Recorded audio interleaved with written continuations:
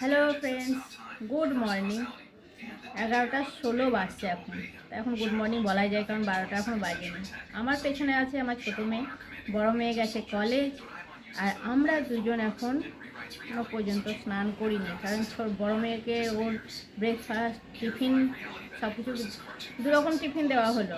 খাবে খেসে আসবে তোমার 3:30-4টের সময় আসবে, তার জন্য দুরকম টিফিন ভরে দিলাম। ওকে খাওয়ানো সব কিছু করে ওকে আগে বললাম যে তুই কর কলেজের জন্য রেডি হ, সেটা করলো। আর ছোটো মেয়েকে বললাম যে যা এবার স্নান করো। যেই বলেছি সে এসে আমার পেছনে বসে গেছে ফোন নিয়ে। স্নান করতে ওদের এত বিরক্ত লাগে। হ্যাঁ, এবার ওকে না করানো পর্যন্ত আমি করবো না, কারণ আমি করলে ব্যাস বসে যাবে আর করবে না। এটা করে নেক, তারপর আমি করবো। আর আমার চোখ না সব সময়তেই জ্বলে, এত জ্বালা করছে আমার চোখ।